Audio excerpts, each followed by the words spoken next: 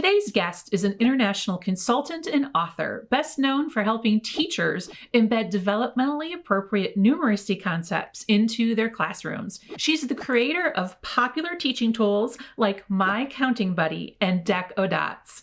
And she's also the creator and executive producer of the Math Mites show on PBS. It's my good friend, Shannon McCartney.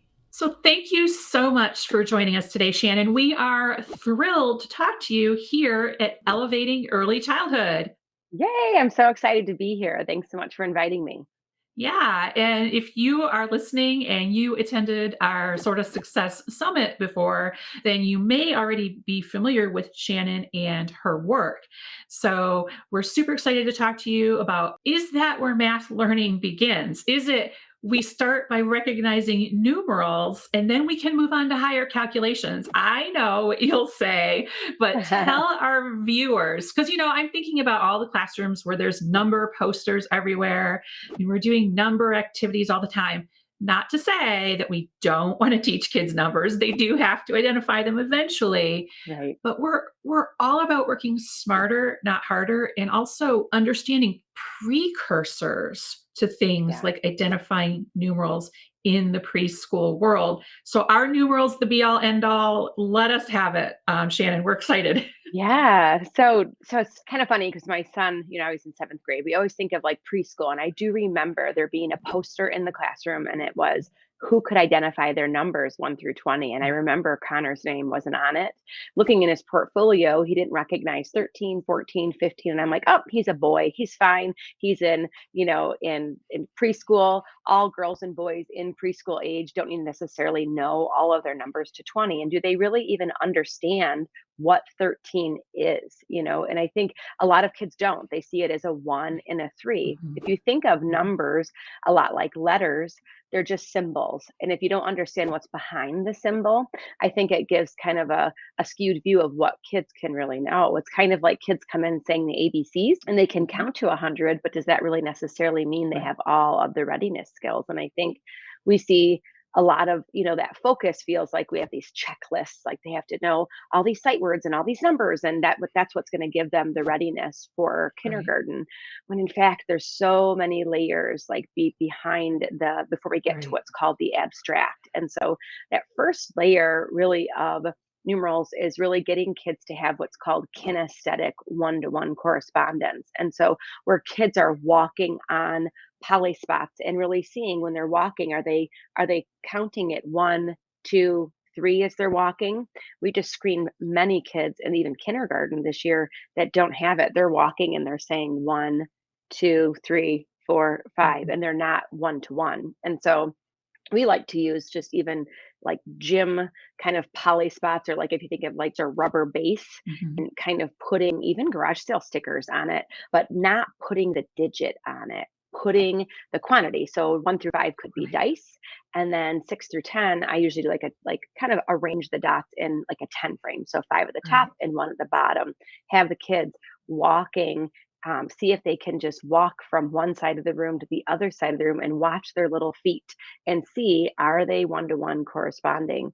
I think the students that don't have kinesthetic 1-to-1 correspondence, that is the very first level that we have to work on in numeracy. Of course, the layer that comes before that is play and counting and real life experiences, with Legos and, counting cars and all of those things.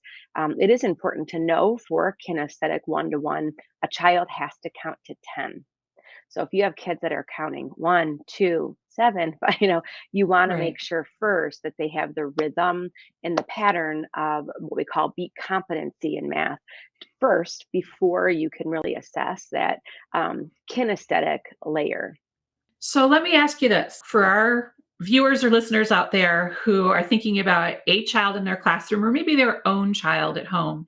If that child cannot walk on the spots or whatever it is, we've seen all those great like viral videos all over the internet over the last couple of years with kids doing that kind of thing where they're walking on spaces and doing all this Yeah. type of stuff. But if their preschool child, so we're talking about ages 3 to 5, if they can't do Mm. that yet, Is this cause for panic? Is the world going to end? Tell us. Absolutely not. No. If we see kids, I've just recently worked with some coaching in some schools where I saw some first and second graders where I was concerned.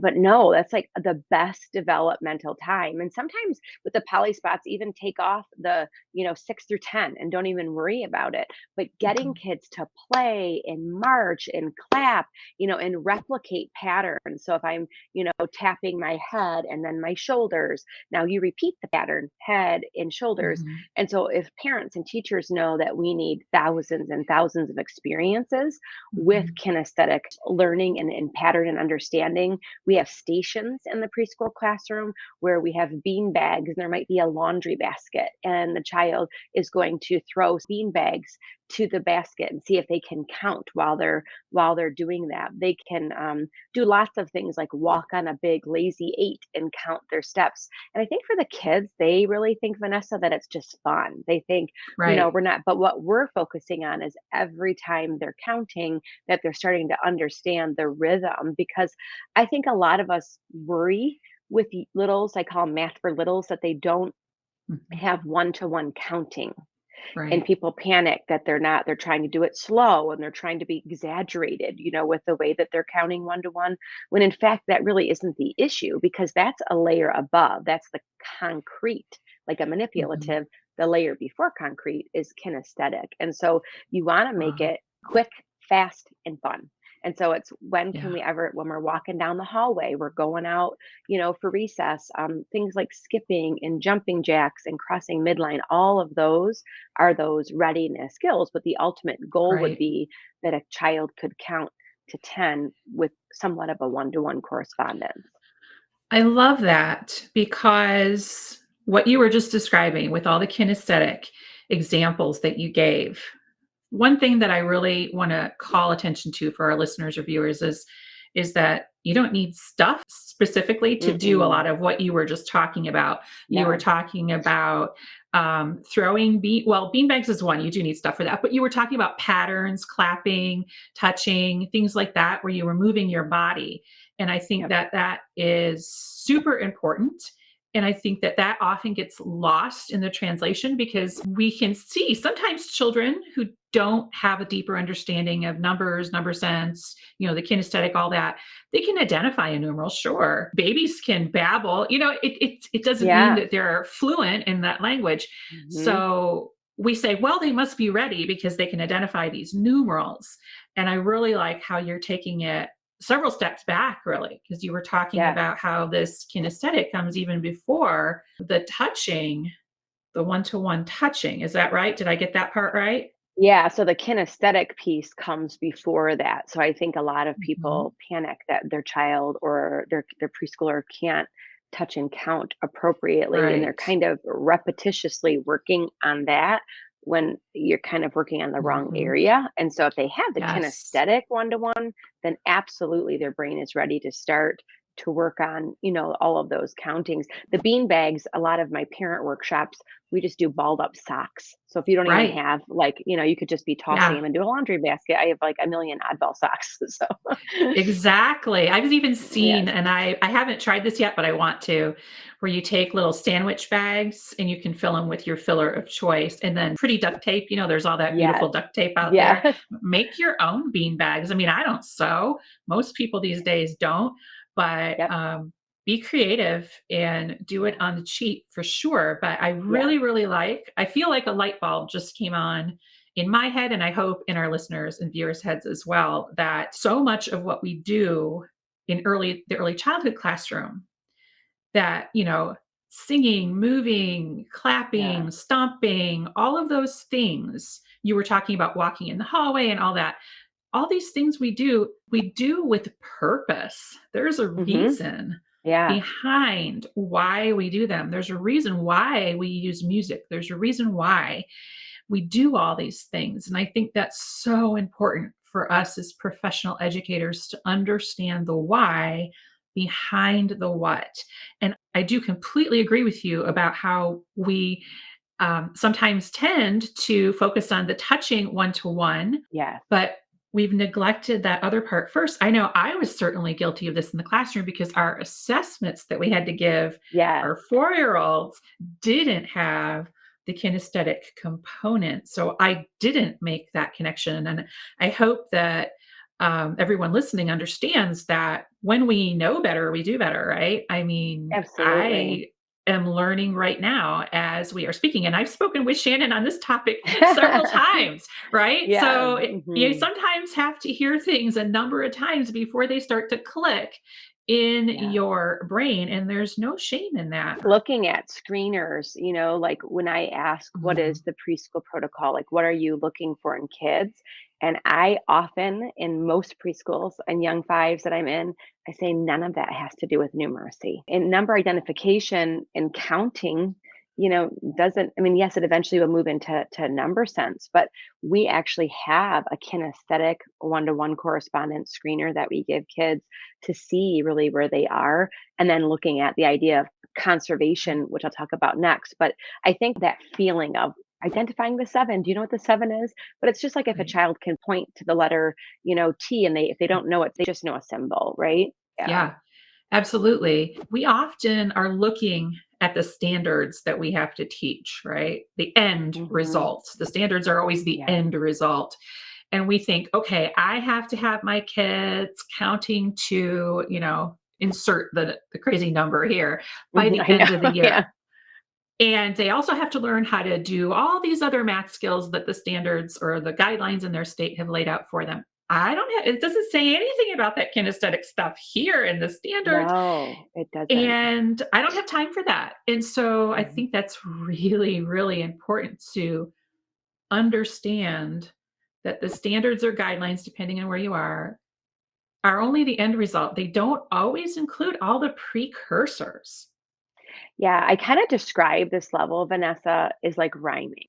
Like, so this Mhm. is the phonemic awareness for math. And so I try because I have Yes. ironically a master's in reading. But I really try to get teachers to make connections from what they Mhm. understand about literacy and math. And so when kids are rhyming, you're going cat, hat, and they're going water bottle. And you're like, no, I want you to come up with something that rhymes. But we can't really make a child so you wouldn't teach a kid to read if they didn't Right, have phonemic awareness. It's the same right. thing for math. If, I think of the poly spots are like rhyming. Like I can't make a child have kinesthetic one to one, but I can provide a lot of really Right. great fun and exciting experiences for that child to get that. And I think that's what is important when teachers can see, oh, yeah. I understand that literacy Mhm. brain. Now I understand that in my math brain. Right. And I think that's a good just a Yeah. good connection. That's a Yeah. great example for somebody like me who's a total literacy nut, that's a Yes. perfect example. Thank you for that. So, we talked about the kinesthetic and Yeah. how important that is and how that would be, one of the most basic places to start. And then you talked a little bit about, touching the objects. Where do you wanna go from Yeah. there? So I think, the next after the layer, what we call our kinesthetic layer is really what we call conservation to a number. And so the child's brain actually, by the time they turn 4, can grab onto what's called conservation to 5. And a lot of times we get into this idea that people have heard a lot about subitizing and subitizing. I should be Mhm. subitizing in my classroom, but I don't really understand what it means or why I'm doing it. And so subitizing is never going to be on an early childhood checklist to say, hey, if you can subitize, like you're going to be a math genius. But the part of that we want kids to understand is conservation to a number. So after they start getting the idea of this one to one counting, and even if it's just to 5, it's start to time is to start to help them with conservation to 5. And I always describe it as I have 5 fingers. I'm never going to grow any more fingers. I hope I don't lose any fingers, but that's always 5. And just working with kids this week that were in kindergarten, they're looking at 5 and 2. And even though she knew it was 5, of course, they're like 1, 2, 3, 4. So we get these kids, after they get the kinesthetic and they start to understand the manipulative base of just 5. But a lot of times, if you flash them a 5 frame, they oftentimes are going through and counting. In a lot of the Mhm. programs in preschool, young fives, and kindergarten, so many teachers in the last month of being in classrooms are like, no one ever told me I just start with the 10 frame. But there's so Mhm. much to be done in what's called conservation to 5. And that's a really great year. Like in a preschool year, we spend kind of half the year on this whole kinesthetic idea and a lot of beat competency and all that readiness. And then like January and February, those kids are ready to start to understand conservation to 5. And we have a lot of kids, in kindergarten that are still working on that, especially with the amount of learning loss that I see in schools.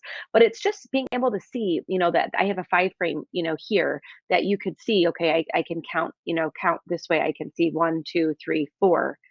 But asking kids, how do they know? A lot of kids, I just thunk it in my brain. I'm just really smart.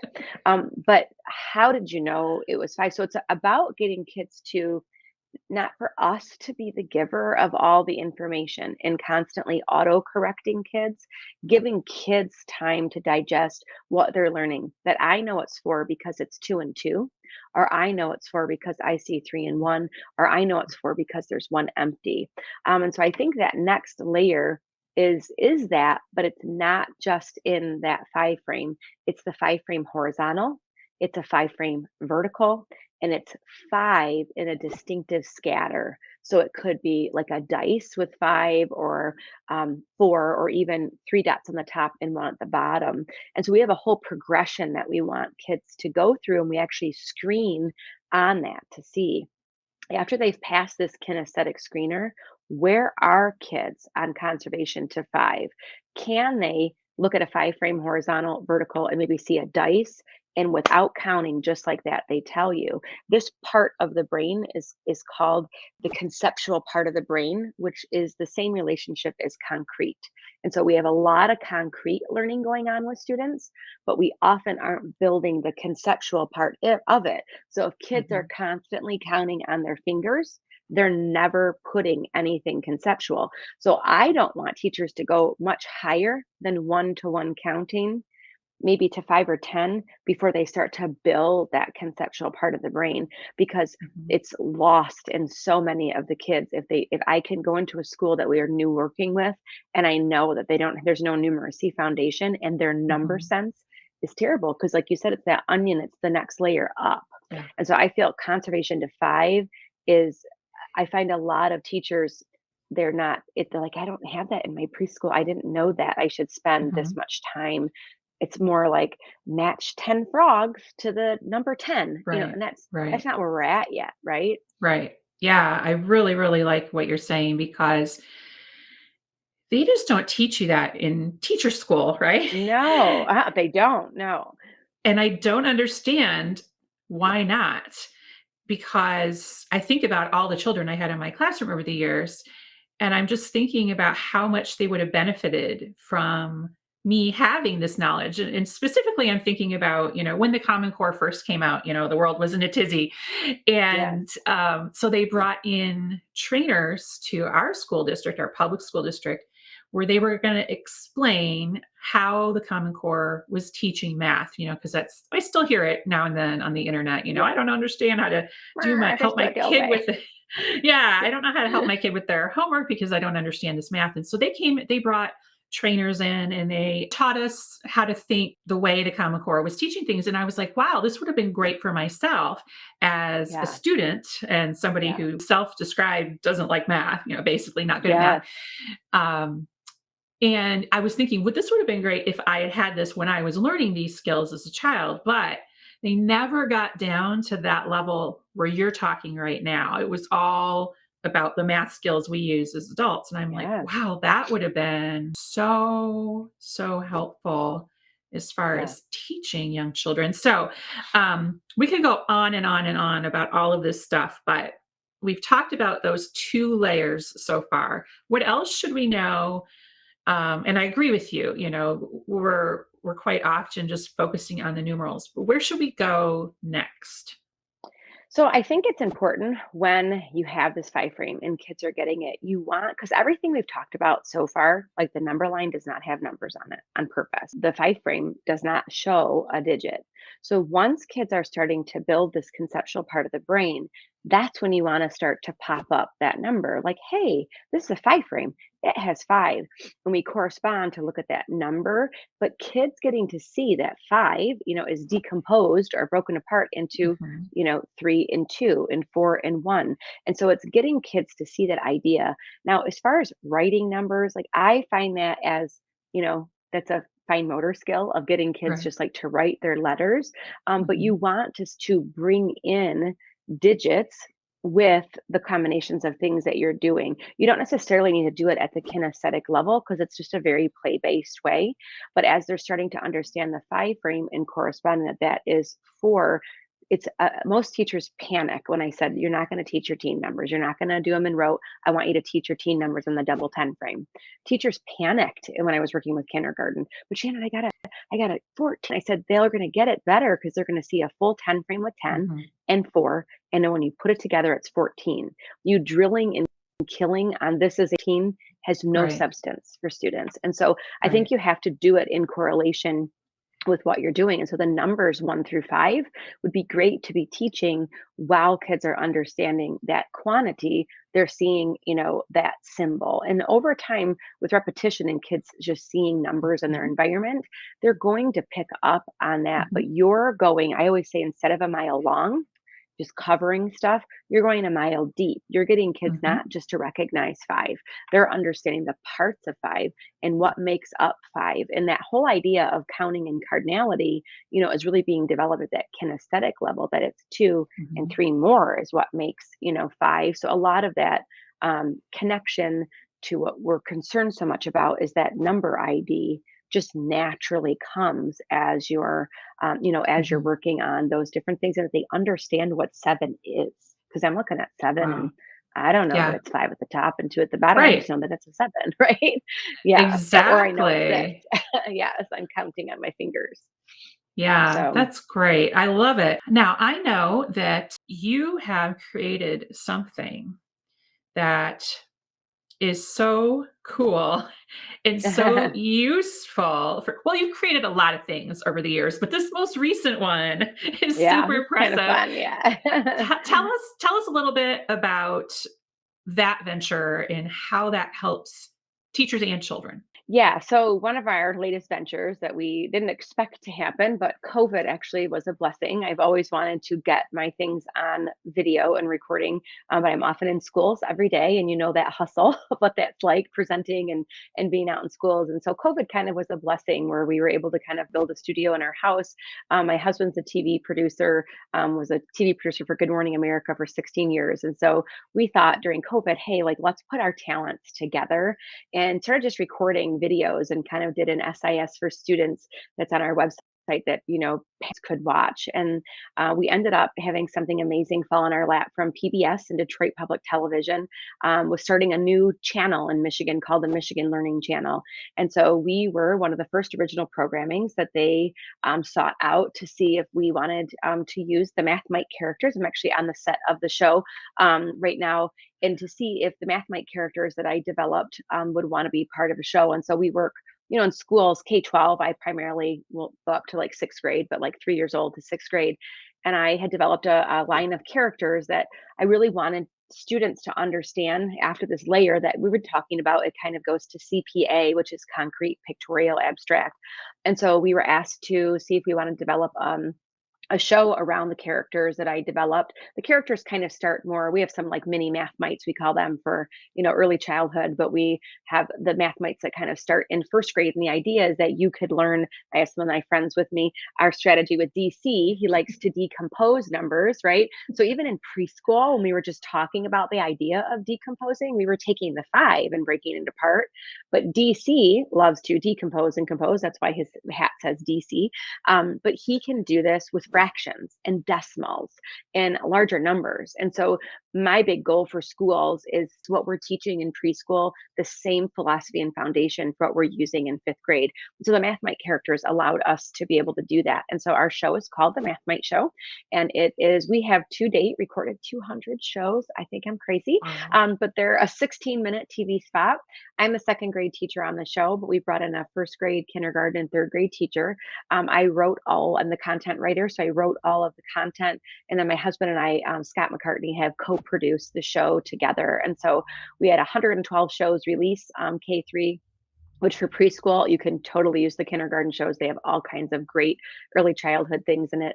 And then we are releasing another 48 shows. Eventually, we'll build up to the full series. So they just started out coming out on Monday, actually, the new shows, and they correlate to what you're teaching in class. So they're for parents, teachers, and students. We have this character that I just love is T Pops, and he does the traditional way, which a lot of our, he's balding and has a cane, and I made him old on purpose. But this is the traditional method that you and I learned, and all the Right. parents are like, "Who's DC and Value Pack?" But the idea is that the traditional way isn't the only way, right? That we have Siri to do Right. the traditional way. And so for kids today, we want them to have a large number sense. And so every show is for free if you go to mathmites.org. The shows are actually licensed in the TV station world in Michigan only for 3 years. We hope to get it out to other broadcasting areas across the country as we finish the series. So it's been a huge honor to partner with the Michigan Learning Channel and to be able to provide this type of resource for everybody. So, if we don't live in Michigan, where can we see the Math Mites show? Our specific page for math is just mathmites, mights.org. And then you'll see you can go to the kindergarten first, second, or third. Okay. And I have teacher guides behind why I presented all the things I did in the show and why I taught it the way I did. And if we can Right. build really strong numeracy brains in early childhood, it is going to allow us to build really solid number sense with kids. And kids are no longer going to be memorizing procedures with concepts they don't understand. That's amazing. Now, I just realized that my nephew he's 5, so he's in your target market, Oh, and so I'm gonna make yes. sure, because my family Mhm. is from Michigan, so I'm gonna make sure they follow Math Mites on TV, Yes. so I think he would really enjoy that, and I love those little stuffed animals. If you had had or if I had had stuffed animals when I was learning math, Yes. I think that would have been so helpful, have something to connect with.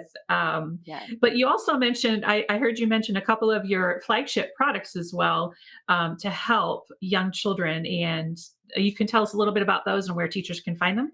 Our little counting buddy. This is a math manipulative that I designed that is on a macrame beaded system. We have a counting buddy junior and senior, and this is essential in, really pre-K through our second graders need the counting buddy seniors a lot this year, but it's seeing 10 in a linear fashion because kids Right. memorize the 10 frame.